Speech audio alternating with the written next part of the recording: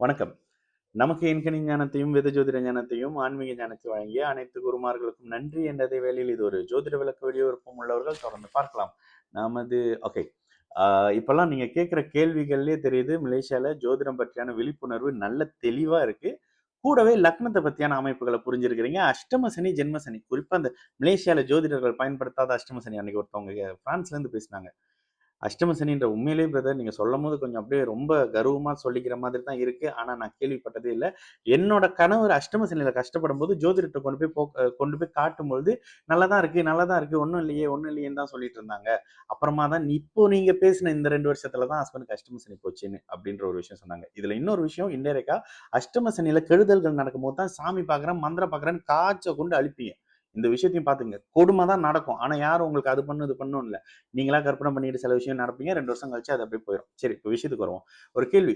லக்னாதிபதி 12வது ஹவுஸ். 12வது ஹவுஸ்னா சனி கும்ப லக்னம். நீங்க மீன லக்னமா? ஓகே. சனி ஹவுஸ். ஓகே. லக்னாதிபதி நோ பவரா? யார் சொன்னாங்க நோ பவர்ன்னு? 12ஆம் இடத்துல குரு மறையும் பொழுது என்ன? வெளிநாடு, வெளி மாநில அமைப்புன்னு வந்துருங்க. நெறைய மாதிரி சொல்லணும். ஒரு வார்த்தையில சொல்ல முடியாது. ஓகே. இந்த குரு தனிச்சு இருக்கிறாருன்னு வச்சுக்கங்க.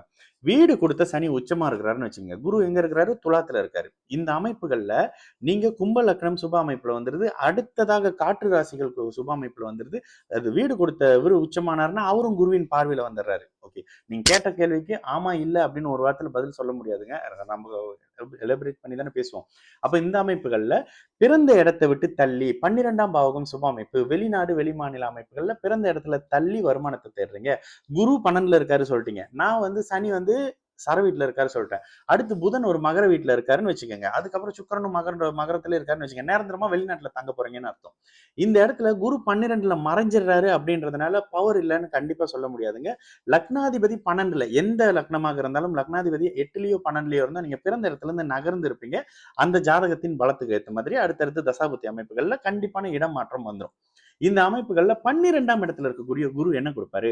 இடம் மாற்றம், வெளிநாடு, வெளி மாநில அமைப்புகள்ல லாபம், மறைமுக தன லாபம். பிறந்த இடத்துல வருமானத்தை தேட முடியாம வெளியில போய் தன லாபம் வருமானத்தை ஏத்திக்கிட்டு இருப்பீங்க. இதனோட சேர்ந்து இருக்கிற வீடு கும்ப வீடு.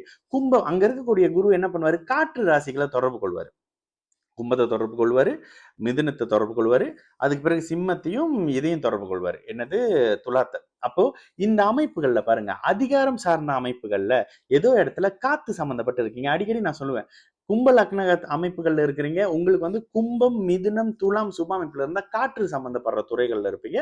அது உங்களுடைய தசாபுத்திக்கு ஏற்ற மாரி. என்ன தசையில இருக்கீங்க? யோக திசையில இருக்கீங்கன்னாக்கா, உங்களை காற்று, சனி சார்ந்த அமைப்புகள்ல சனி சம்பந்தப்படுறது, மெட்டல்ஸ் கழட்டுறது, மாற்றுறது, கடலுக்குள்ள இருக்கிறது, இது மாதிரியான அமைப்பு, எக்ஸ்போர்ட் சம்பந்தப்படுறது, இந்த மாதிரி தன்மையெல்லாம் வந்துரும். ஓகேங்களா? இதுல இரும்பு, பழசு எல்லாமே அந்த சனியோட கேட்டகரி அமைப்புகளை கடல் தாண்டி எக்ஸ்போர்ட் பண்றேன்.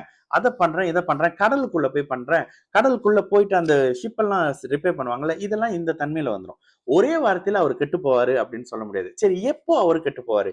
இந்த குரு 12ல மறைஞ்சிடுறாரு. மறைஞ்ச அவரு ராகுவோட 8 டிகிரி சேர்ந்துக்கிட்டாரு.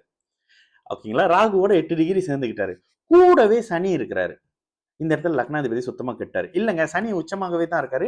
ராகு குருவோட சேர்ந்திருக்காருன்னா, ராகு திசை வேற லெவல்ல உங்கள சம்பாதிக்க வச்சிரும் மறைமுகமாக. ஏன்னா ராகு என்னது 12ல இருக்காரு, சனியோட வீட்ல இருக்காரு, தனகாரகனோட சேர்ந்திருக்கிறாரு. வேற லெவலா இருக்கும் ராகு தசை. ஓகேங்களா? இப்ப குருவ கொஞ்சம் கொஞ்சமா நம்ம டிஸ்டர்ப் பண்ணிட்டே வரோம். ராகுவோட சேர்ந்தோனே குரு டிஸ்டர்ப் ஆயிருவாரு. ராகு தசை நல்லா இருக்கும், குரு தசை சுமாரா போயிரும். எதிர்ல இப்ப கோச்சாரத்துல இருக்க மாதிரி ஒரு செவ்வாய் நீச்சமா போடுங்க. நீச்சமா போட்டு செவ்வாயுடைய 8ஆம் பார்வை அப்படியே அந்த குருவுக்கு வருது. குரு இன்னும் உடைஞ்சு போறாரு. ஓகேங்களா? இதுக்கப்புறம் என்னது?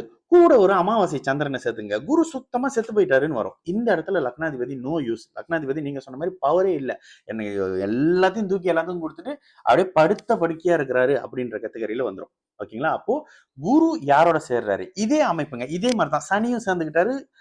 ராகுவும் சேர்ந்துறாரு. செவ்வாயோட பார்வையிலையும் இருக்கு. உடு மகரத்துல இவர் இருக்காருன்னு வச்சுக்கோங்க. யாரு? மகரத்துல சூரியன் வந்துடுறாரு.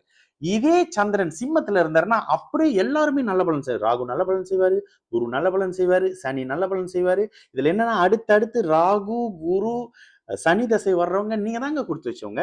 அப்படியே ஒரு சந்திரன் சகலத்தையும் சுப அமைப்புல பண்ணிடுவாரு. இதுல நான் ஒரு எக்ஸாம்பிளா தான் சொல்லிட்டு இருக்கேன். எப்படியே என்ன மைனுக்கு தோன்ற விஷயம். இந்த அமைப்புகள்ல பாருங்க, ஒரு சந்திரன் சகலத்தையும் அப்படியே குரு அஸ்தகங்க தோஷம் எல்லாத்தையும் நிவர்த்தி பண்ணிடுவாரு. ஆனா சந்திரன் கேதுவோட சேர்ந்திருக்க கூடாது. எத்தனை விஷயத்தை நீங்க கேட்ட கேள்வி விட்டு எங்க வந்துட்டேன் பாருங்க. இந்த அமைப்புகள்ல இருக்கிறது தான் உங்களுக்கு லக்னாதிபதி பலமா இருக்காருன்னு அர்த்தம். லக்னாதிபதி வெறும் 12ல சேர்ந்துட்டாரு இல்ல. இதே பாவ கிரகங்களா ஒரு உதாரணத்துக்கு நீங்களே வந்து கும்ப லக்னமா இருக்கீங்க. சனி 12ல மறையிறது அற்புதம். சர வீட்டுல மறைஞ்சிருக்கிறாரு. என்னென்ன எடுக்கிறேன் பாருங்க. சர வீடுன்ற, மண்ணுன்ற, காத்துன்ற, நீருன்ற, நெருப்புன்ற. அப்போ சர வீட்டுல இருக்கக்கூடிய ராகு எப்பொழுதுமே வந்து இந்த சர வீடுன்றது ஒரு மாதிரியான காலபுருஷ தத்துவத்தோட 4 பில்லர் அந்த சர வீடு. அந்த சர வீட்டுல இருக்கக்கூடிய சனி உங்களை முதல்ல உடல் உழைப்புகளை நிறுத்துவாருங்க. இந்த மாதிரி அமைப்பு இருக்கும். அவர் சுபத்தன்மை ஆகும் பொழுது சனி சார்ந்த துறையில சம்பாரிச்சுக்கிட்டு இருக்கீங்க. ஏன்? லக்னம் கும்ப லக்னம். லக்னத்துக்கு ஏத்த மாதிரி தான் இங்க செயல்பாடுகள் இருக்கும். நான் வந்து மிதுன லக்னம். எனக்கு ஜோசிய அறிவு தானா வரும். கும்பலத்துக்கும் மகரத்துக்கும் உடல் உழைப்பு தானா வரும். மகரத்துக்கும் சாரி மீனத்துக்கும் தனுசுக்கும் புத்திசாலித்தனம் கத்து கொடுக்க தன்மை ஆன்மீகம் நல்லா வரும். மேஷத்துக்கும் விருச்சிகத்துக்கும் வீரம் நல்லா வரும். சிம்மத்துக்கு அதிகாரம் நல்லா வரும். கடகத்துக்கு பாசமும் மனசும் கற்பனையும் நல்லா வரும். வேற யாரு? ரிஷபத்துக்கும் துலாத்துக்கும் பிசினஸ் நல்லா வரும். ரிஷபத்துக்கும் துலாத்துக்கும் அழகு சார்ந்த விஷயம், மீடியா இந்த மாதிரியான விஷயங்கள் வந்துடும். புதனுக்கு அறிவு வரும், சோசியல் மீடியா வரும், அது வரும் இது வரும்ன்ற மாதிரியான லக்னத்தை பேஸ் பண்ணி தான் பிரதிபலிப்பீங்க. ஆனால் எந்த கிரகம் சுபத்தன்மையா இருக்கோ அந்த கிரகத்தின் வழியா பிரதிபலிப்பீங்க. நல்லா பேசிட்டோம் தான் குழப்பி விட்டான்னு நினைப்பீங்க. இது மறுபடியும் கேளுங்க, உங்களுக்கே புரியும். சரிங்களா? நல்லது நடக்கும். நல்லா இருப்போம். வணக்கம்.